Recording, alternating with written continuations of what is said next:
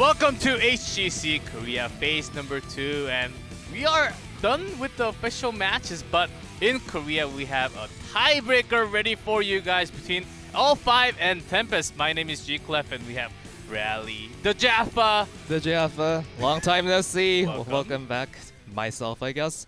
And today, I was asked to cast on short notice, I guess, because the tiebreaker got literally decided like 10 p.m. last night. Yes, sir. But we were sort of prepared for it because, these are very, very good teams. It's a veritable clash of the titans right now, and it was sort of expected that both of these teams would 3-0 their opponents in the week prior. So Yeah, it was very expected. Even with Mary Day, Raven could not change anything in the last match yesterday, and L5 just dominating. And even Tempest, there was a higher chance, I would say, that Tempest would drop a set against Blossom, but that was also not an easy 3-0. I would say there was some close team fights and sort of in the game, especially in game number 1 and 2, but it was a 3-0. L5 also had a 3-0, so we are having a tiebreak. We'll show you all the numbers, why they are exactly tied. This is only happening in Korea. That's why we're having an extra day of match. It's the same patch with Kel'Thuzad available, and it's gonna be best of 5 too. And if we were to compare the two teams, we obviously can't do it this time by the numbers because, as you said, and it will show up on the screen pretty soon, but literally all of their numbers are the same, from the match record to the game record to their head-to-head to their number of 3-0s, 3-1s, 3-2s. It's insane. I'm pretty sure that Blizzard did not expect an actual tiebreaker match to happen after putting in place so many different ways to break the tie. Yes. But unfortunately, or fortunately for us, that didn't quite happen. So we will have to look at the final match, the tiebreaker, to determine who gets to go to BlizzCon directly. Yes, and the losing team will have to go through the playoff, the last match of the playoff on the last day for Korea to advance into BlizzCon. But before, let's take a look at NA and EU. Everything is set for NA and EU, no tiebreaks at all, and they will be going through the playoff to decide the third team from each region to go to BlizzCon. But we will be seeing that KR standing very soon with all the numbers on the screen very soon. Oh! Fnatic also played Rexar. Does that mean it's going to be the meta? Rexar is pretty much solidly in the meta now. Yeah, it was in the meta, but I think competitive players just picked up a little bit slower compared to... Never mind. So here's the standing. As you can see, 2 2s, no 3 here. Tempest and L5 11 and 3 tied. 36 to 15. Also tied. 6 3-0s, 4 3-1s, and 1 3-2. Exactly tied. And this is as close as it gets. You cannot. The chances of getting these numbers for two teams are, I'd say, less than a single % chance, and we have it here. It's a pretty unicorn of an occurrence, and I sort of enjoy how these teams are matched so closely by terms of numbers, because if we go beneath the surface, then these two teams are actually very, very different in terms of how they approach the game, how they approach the drafts, the picks and bans. Everything is very, very different, so there are going to be an interesting clash of styles in today's series. For example, L5 and Tempest, both of them do utilize double support, double warrior, etc. All the little tricks in the meta that are in trend at HGC Korea right now. But as we go into the draft, we will talk more about these specifics, and the way that these teams will approach the draft today, I think, is pretty forecast. It has been foreshadowed many times throughout the recent weeks, including the Garrosh Balance patch and the newest Kel'Thuzad patch, which we will be playing on today. So very excited to talk about that. Do you think we'll see more of the Frost KT action tonight, or do you not think so at all, Rally? Well, overall, if we look at it globally, then Kel'Thuzad has been played 5 times this week in all regions, I think. I believe that the 2 MVP teams played it 3 times, then once in Europe and once in North America. but I don't think he has really impressed that much in any of the matches in which he was played. And both L5 and Tempest, I've talked to them briefly, not yesterday, but a few days ago, and both of them weren't quite sold on Kel'Thuzad being a really good pick in the professional play right now. Yeah, that's right. A lot of the Korean pros have been saying, I talked to Honkono just yesterday, even he was saying that only with the right team comp and less CCs from the other side, so he can provide escape for himself. That is the only chance of picking Kel'Thuzad. Other times, maybe some other DPSs, just like Vala, or there are a lot of auto attacks. But here's L5, the previous Eastern Clash winners. And they are looking to go to BlizzCon and take it once more, as we had SC on the interview zone last night, and he was very tired, plus not really too excited or actually anxious about going into today's match, because this decides a lot more. They will have a longer break. They will get some time to rest a lot more, because there is playing in the playoff and not playing in the playoff. Of course, you get that weekend available for yourselves. So as you said, the stakes of this particular tiebreaker, if you were to be cynical about it, then obviously you could say that it doesn't really matter much, because either one of these teams will probably make it to BlizzCon through Very the likely. playoffs anyway. But there is a definite chance that they might falter. If we think back to last phase's playoffs, we saw a lot of upsets come out, especially with MVP Miracle tearing up the ladder so ferociously. And definitely they could pull it off again, and both of these teams will have that in the back of their minds as they play their games today. Yep, that's right, and that's what we're looking for. When we talk to the players, they do not even know which team is going to win tonight. And here is Tempest. They've been waiting since Friday after their win against Blossom 3-0. Compared to L5, of course, L5 was first against the weaker team, so to say, but Tempest did not look so perfectly. Seemed like they were trying to hide something, because they knew the tiebreak was very likely going to happen, because this one will go directly to BlizzCon. It seems like Signs. He's channeling his next level powers. Oh, he's loading into the Nexus, man. He's reloading his Tracer bullets. That's right. We'll probably see it today. That's right. The Tracer, I think it's a big key in the draft. We'll even see Tracer bans coming out, possibly second ban. Here's Tempest, of course, formed with the new roster. Honkono back, H82 in the team now. Even signed from the old MVP, the Lockdown Hide brothers. And they're the 5 of the Tempest. As we have the key player Honkono here, as this player plays everything now. Lucio, Kerosene, what can he not play? I mean, it's pretty insane what kind of flex player Honkono has grown into since he has moved into Tempest. And a few weeks ago, I believe, I was calling him a Kyocha Light of sorts, because he was growing into such a diverse, wide hero pool. But now I think we can call him a better flex than Kyocha was during his prime, because Kyocha, on the spectrum of tanks and supports, he never really played anything more supporty than Plastidar, and he never really played anything more tanky than Tyrael. But Honkono, this man plays Lucio, Lieutenant Morales, then on the other side of the spectrum, he's playing stuff like ETC as a solo tank, as the main tank, so it's pretty insane. I would dare to call him the most flexible player in the entire world right now. Wow, that's big words coming out from Rally. And Rally, we do have the battleground for game number 1. It is going to be Battlefield of Eternity, as Braxis is banned by L5 and Tempest banned Dragonshire. A little bit surprising here. Very surprising to see Warhead Junction opened up, but that too. has been a trend, not so big a trend, but definitely a trend in Korea right now. They are finally moving away from the mindless banning of the 2 StarCraft maps, which is a tactical step in the right direction, I would say. So I'm very happy about that. Battlefield of Eternity, I would think that Tempests have a better hold on this map as a whole, but L5, they definitely aren't strangers to this map. Their statistics on this map aren't by any mean problematic. Now let's get into the draft of game number 1 in BOE. Let's talk about the draft and how they like to start their drafting. Of course, Tempest. All 5 chose this map, so Tempest will have first pick. Avatar banned.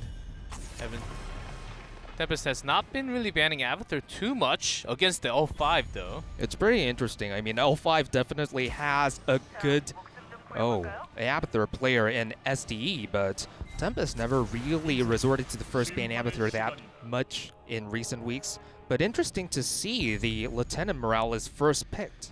And I was a little expecting maybe we're gonna see a Tyrael ban against L5 because L5 is the only team that has been picking Tyrael as first pick most of the time, unless Ariel was open sometimes. But with that, they're gonna pick up Genji along to pick up double support and also Arthas. having the So double aside support and from the medic, not much is that surprising, but since you mentioned Tyrael, I thought it was pretty interesting. As you mentioned, L5 is pretty much the only team right now that picks Tyrael so high in the rotation, but the problem is that L5, Tyrael is one of their worst heroes right now. They have one of the worst win rates right now. They probably lost over half their games with Tyrael. So we know that Jungha is probably one of the best Tyrael players if in the world, but it hasn't been a pick that is working out for them, especially because Hooligan isn't that great on the hero. His sanctifications have been off, etc. So I'm not sure if I agree with L5's approach here right now. I think it's because he wants to use the value on his trait. That's why. If you do not use the trait, why do you have your trait? You know, that they were thinking and considering about the Tracer ban for a second, but we'll ban ETC. And Tempest, Malthael ban. I thought it was pretty interesting how Tempest seemed to value Malthael so higher compared to other teams because they first banned it very often, more often than any other team. They second banned it more often than any other team as well, and they pick it more than any other top team. But picking it is, I think, justified because they are undefeated with Malthael in recent weeks, so that I can respect. But why they ban it so often, I'm not so sure, especially because Jungha hasn't shown too much of an affinity for Malthael in the past. Maybe it's H82 does not feel too confident playing Malthael. I think that can also be one of the reasons why they keep on banning the hero. And on the other side, what else do you pair up with Genji? They were thinking of Tracer. I don't think they can still fit Tracer in here. I would like maybe to see a Falstad, I think. A Falstad in here, or maybe just a Q-Vala coming in. Could be different things. I mean, since it's SCSC, we probably should expect a Vala coming in here.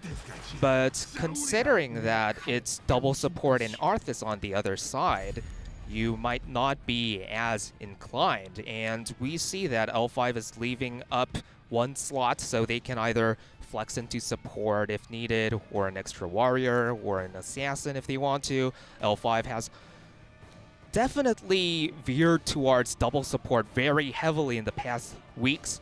They have played double support 17 times in the last 23 games, so we probably can expect the last pick on L5 side to be a support. Another double support game, Resident Sleeper will be what lots of viewers will be saying, but the sustain war in Korea has been real, and that's why Morales, before not as much, but after the rework, when she can actually provide her own escape with lots of grenades, I think that came in really handy. That's why Morales stands on top of the draft right now. With, of course, no mana can also help her. With the sustain heals coming into single target, it's gonna be the Vala is picked up and Garrosh. So it is going to be hyper carry Vala for Tempest with double tank and double support once more. With Lockdown feeling a lot more confident on Vala than he used to before, I think it's a logical pickup. Definitely pairs well with the 3 picks that Tempest had prior into going into their last rotation. Garrosh, Sign has been preferring Garrosh quite a bit ever since he was released, and L5. I believe they probably would want to take something like Lucio here, but the problem is that Swoi is not a very good Lucio player compared to Honkano. Honkano is undefeated on Lucio, while Swoi has lost more on Lucio than he won. So a lot of things will be going through L5's minds. If they decide to default to what they usually do, then the last pick should be a Karazim here. Do you think we'll see Swoi's Karazim again? I think very likely, especially when they have Sonya, they can provide extra damage. They may be lacking damage, so 7-sided strike can come in handy, but Oh, wow. Zeratul appears. Is this going to be SC or Jungha's 0-2, so we may see some swaps going on here. I'm really hoping to see Jungha 0-2. I mean, the problem with when you have a player like Jungha is that he's probably the best player on 3 of the heroes that you already drafted, so it's difficult to how to shuffle them around, but he was the best 0-2 in the world for a reason, and I am absolutely stoked to see that again. And here comes the L5 with solo support Rhaegar, but on the other hand, it's going to be Hyper carry Vala with the double support and double tank. It is L5 versus Tempest, game number 1 in Battlefield of Eternity. Let's go into game number 1.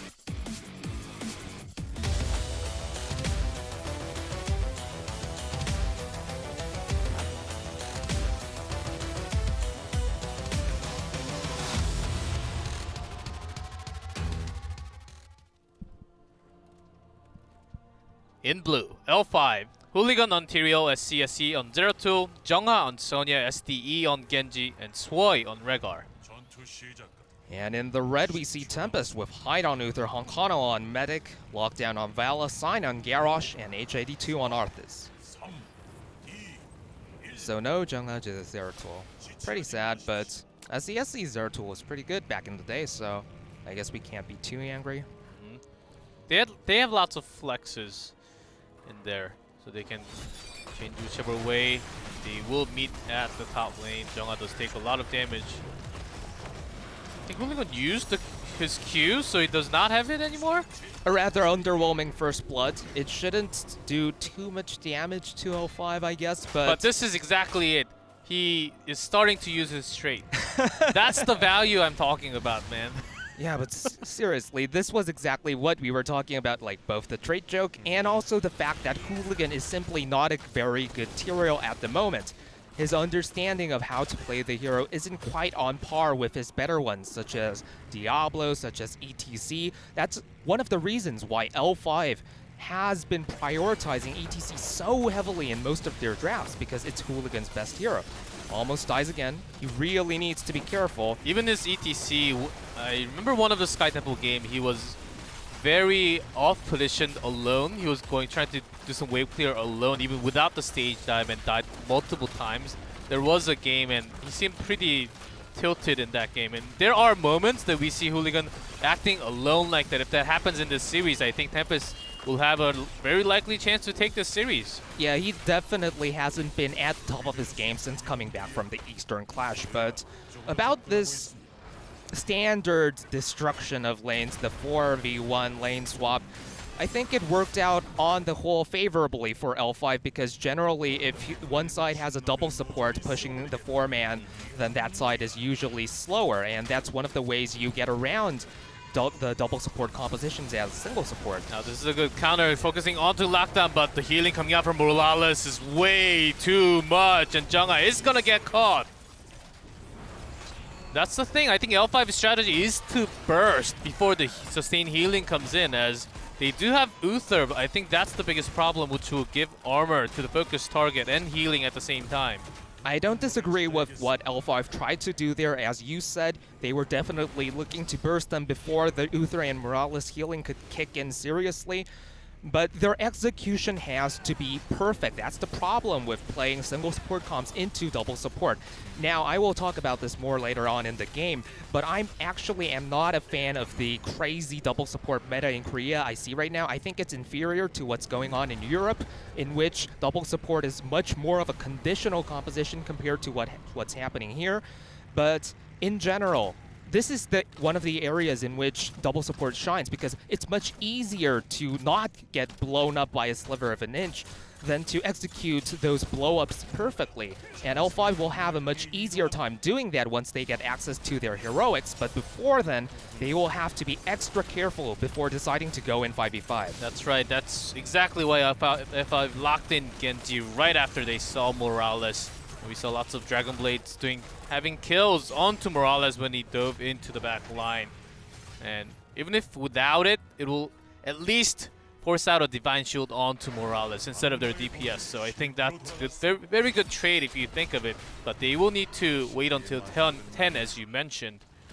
So many things you can do as Zeratul against double support. I mean, usually Void Prison is used to set up wombo combos and or just cut off the designated target from their support's healing. And when there are two supports, a lot of things you can do.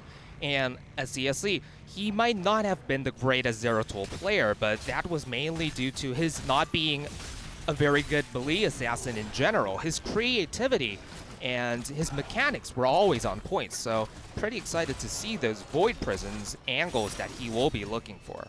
Yes, that's a big threat for Tempest, especially their back line. If they cannot provide the healing, I think they have to position themselves in a perfect place or have everyone in that Void Prison to actually not get any damage taken at the same time.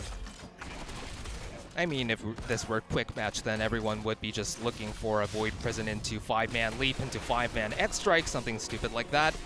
That's probably not what's going to happen, but we can dream. We can dream of that 5-man everything along with 1-man Judgment, maybe even Bloodlust. No. Going all in against the double support. I think that's the idea here. More and more Uthers are taking Cleanse nowadays, and I'm happy to see that Hyde has done the same.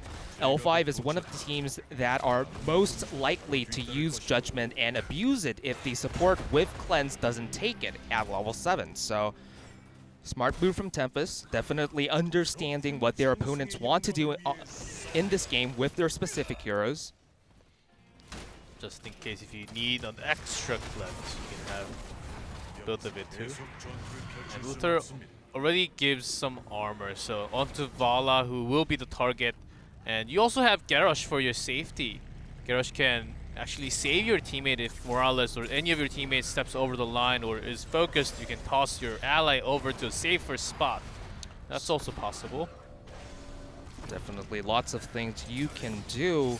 L5 will be very happy with the current situation. They got the lanes pushing. They were the only team to take the Bruiser camp as well.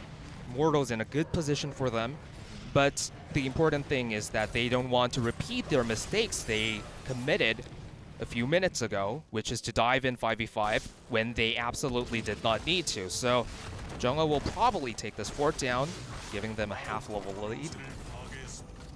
Zeratul oftentimes we see if not late on the rotation, goes into solo lane and actually split pushes oftentimes. Even in a 2-lane, you can also do that as CSC, as you saw SCSC just going to the top and take down the fort. Tempest, because they have double support, they kind of have to move along together. They cannot really split push as Hooligan just dives in, and Jungha will get caught with the groundbreaker there. Not too much damage was done immediately, but Hooligan needs to be careful. Throws H82 to the front, doing the most damage with the Frozen Tempest. L5 won't be too unhappy with what's going on here. Hooligan buying a lot of time. He definitely will fall eventually. But so far, they are so ahead in the Immortals race that unless they just charge into the rest of Tempest and get slaughtered, they will definitely take this Immortal for sure. And also Hooligan drew out the most damage onto Immortal, the Vala onto the right side. So he actually bought a lot of time in terms of racing there. So SCSC can always just blink in and do some damage and just blink out. So that's exactly what they're doing. Even Sonya focusing in. They want to get this Immortal, but if you commit too far in, you may go down, as Jungha seems like he will be. That was a bit adventurous. Jungha probably didn't like need to do that. You're contesting for a CP here. Okay, I'm going in. Who's the next one to go in? Overwatch memes, man. It's coming. Volsky is coming soon. We'll see a lot more like that as CSC will get caught. Barely blinks up, but tosses HG2 over the wall there. I'm having a hard time understanding why L5 were so hasty in trying to take down that Immortal, especially when the race was already won pretty much. So, not on the board entirely with what they did just there, but nevertheless, they are going to have a level 10 push with the Immortal. The problem is that obviously since they lost so many members, Tempest will get to defend it virtually for free. A little surprising that they actually committed way too much and gave so much EXP. It's not just the kill and that you're losing time, you're giving lots of EXP to the other side. Seems like we have our first pause of the day. Oh yes, I've been waiting for this moment because I wanted to talk to you about something, Rally. We had a discussion with Wolf Yes. about pineapples on pizza. Do you Oh, agree or do you not God. agree? I have to ask you. This is a loaded question. No matter how I answer it, half the chat is Or going do to you hate actually me. do you at least eat Hawaiian pizza? With That's not pineapple even with a ham? different question, man. It is a different question, It's- okay? Well, on the off chance that pineapple is tolerable only with ham, then it would be a different question. Mhm. But I respect diversity. Hey, do not just say the truth, okay? Only 10,000 million people watching here. No, but I'm sort of divided on pineapple. Okay, and there has been the problem has been resolved. There has been some kind of issue with Lockdown's mouse, and it seems like it is solved. And we'll be going into a game very soon. But continue, Rally. Yeah, so I'm sort of divided on pineapple. I absolutely hate corn topping on pizza, though. So That is the worst. yeah, that is the worst. So I can have a strong opinion there, not so much on pineapple. I also have an opinion on Lockdown's mouse. He probably needs to replace it because I think he's been using the same one since 2016 summer or something. He wanted to replace it then. I am not sure that he ever replaced it. Gamers are lazy that way. Yep. We're going in as both teams are ready. Of course, back to the same game. And meanwhile, L5 actually went to the top, took the camp. Along they will have the rotation of forces a big rotation because Tempest does not have the fort, and this is a very good timing when L5 can just go down instead and try to push for the fort. And it looks like they're gonna do just that. Commenting on the general flow of this game as a whole, I sort of like how L5 has continuously used Hooligan to soak up the solo lane instead of the more standard Jungha. They understand that the combination of Garrosh and Uther and Arthas and whatnot definitely is very scary for solo laners without escapes, and that definitely fits the description for Sonya. So overall, solid rotations coming out from both sides. Neither side has made too large a mistake yet. I believe that L5 has made two, but they were minor mistakes. They are still ahead in experience. They are still ahead in structure damage. So not too much going on so far. Just by a tiny bit, and because Tempest actually got their camp before, L5 will just wait here until the next Immortal phase, and it looks like they will be about to get their camp now. Just time it perfectly with the next set of Immortals coming out. We should also mention that Sonya did not take leap after all, so the 5-man dream is gone, It's gone. I guess. And no dropship backdoor. It is Stim Drone. I mean, it's sort of mandated when you have a single assassin composition with Vala as your only damage dealer, so I guess we can't be too sad about that. I guess we could be sad about the lack of Divine Storm, but again, against 3 assassins, what L5 has drafted, Divine Shield is also sort of mandated, so Tempest didn't have too much choice in their talents or their heroics this game, I feel. Yep. You see, I'd say 10 standard heroics up there, and as you mentioned from the beginning, as CSCs, one Void Prison can change the game. I think it is the biggest factor in this game right now for L5 and both Tempest at the same time. Overall, I feel that Tempest has to be feeling a bit better about how this game has panned out so far. L5 are looking a bit defensive, a bit reactionary, which is usually not what you go for when you have Tyrael plus 3 assassins or pseudo-assassins, because we're sort of on the board about Sonya, right? As a bruiser or assassin. Oh, there but comes Jungha. Lockdown takes amount of damage. There comes the Divine Shield, and the healing comes in place. Hooligan is thrown. Perfect place for a Sanctification, though. It is cancelled. And that's going to be 2 kills. Void Prison nicely done. Locking down Lockdown and Onkono there. That was an amazing spear to open the team fight, and a fantastic Void Prison coming out of SCSC to isolate half the team. Very well played by L5. This is exactly what they wanted to do, knowing drafting this composition into Tempest's very standard and predictable double support. So they have absolutely done their research. They know how to handle double support now, and Tempest have been relying on double support a lot in the recent weeks. So if they feel less confident that double support is the way to go, then they might actually break down easy. With that kind of Void Prison, I think any kind of team can win the team fight. You know, that Void Prison was perfect right after drawing out the Divine Shield on Bala, and even Morales could not do too much. Perfect focusing from Sonya. Lockdown on that moment seemed like he was almost dead. The poison damage was going in, so Divine Shield had to be used from the very beginning. Here, that's going to happen over and over, and that's going to be a big problem for Tempest as cooldown is about to be back in 17 seconds. And ever since their inception as a team, ever since L5 was made, when they had a different roster even, L5 has always been called the most European KR team, right? Both in their drafts, because they were a bit more experimental and they were very religiously borrowing from Europe all the latest picks, such as picking up Lunara immediately last summer. Stitches. Yeah, so many things.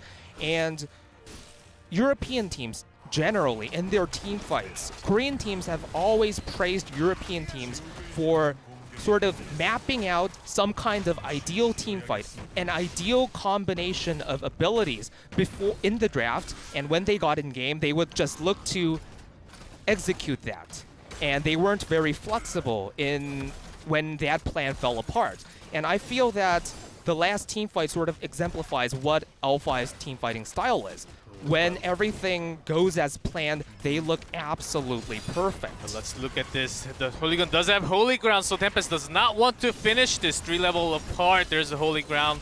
Seems like they are going to steal this one and do more than that. Dragon Blade pops out. H82 is very low. Lockdown Rain actually brings lots of CC for defensive use, so they barely, and talking about barely, they barely survived that. Against all odds, no one on Tempest falls. But the real question is, why were they there in the first place? Tempest, when behind, has a tendency to go for insanely risky plays, and this ties in with the team's main shot caller and main tank, Sign. He always looks for the magical super play that turns around a losing game. But generally, there is a reason why those kinds of plays are called super plays, why they are clipped and shared and hyped. Because they don't happen that often, because they don't have a high chance of succeeding. And against teams such as L5, Sign needs to be a bit more wary and respectful when dealing with such aggression. They were 3 levels behind, an entire talent tier behind. Tyrael had Holy Ground. Yes. So many things wrong with that decision. I do have to agree with you, Ali, on that, as Holy Ground basically secured that lane for the time being. And I think Tempest, in the middle of when they're doing damage to the camp, they realized that this is the wrong choice, and we should fall back. They did, but they almost lost members. If Genji actually got a kill, could have been a lot more than a single kill there. I mean, something that they improved upon as a whole is that, oh, but a teamfight breaks out. Locked in. Hooligan is on the other side. Can he actually have a perfect sanctification? I think he has a window here. Vanshoot onto Medic. Jungha gets Ancestral. Great Void Prison. They're focusing onto Morales. Now Honkono is lost in the action. Without Morales, what can they do? Amazing Void Prison strikes yet once again as the unleashed the Dragon Blade right there. Didn't have the mobility to go over the wall to finish off Morales immediately, but he has done it after a few seconds, and L5 take the team fight in grand fashion.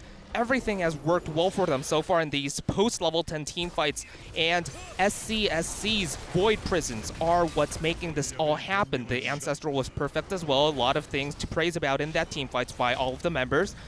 But SCSC Zeratul, man, such a long time since we've seen it, and what a comeback. But think about this, guys. in this team fight and the last team fight where Sank was cancelled, this one, it was not even used. He was trying to look at the angle. I was also looking out for that. But the Void Prison was perfectly done. They didn't even need the Sanctification. Think of a team fight with Sanctification. How dominant could this be? 3 levels apart. Tempest is in big trouble right now. Zeratul is only one of the many counters to these somewhat not very well thought out double support compositions that are in vogue in Korea right now. And L5, I feel, they probably prepared more things than Zeratul. They will have more tricks up their sleeve. Whereas Tempest, I feel, aside from their trademark Tassadar Tracer compositions, Look at the damage off from Sonya. Great Holy Ground to zone them out from going in, but they want to turn this around. They're not still 16. That's the biggest problem. And CSC comes around from the side. Going great Void Prison, focusing on to Morales once again. There's a Dragon Blade, the kill. Shield coming in a little too late after the Void Prison because that's what's delaying the shield from Tempest, and that will be a team wipe and the game. Beautiful use of Void Prison. Yet again, the Sanctification was absolutely on point this time as well. Tempest's positioning in this team fight was quite a bit better than their last 2 ones that basically lost them the game before this point. But unfortunately, they were again a talent tier behind, 3 levels behind, and L5 with 3 perfect Void Prisons by SCSC will take game number 1 and wrest control, absolute control over this series.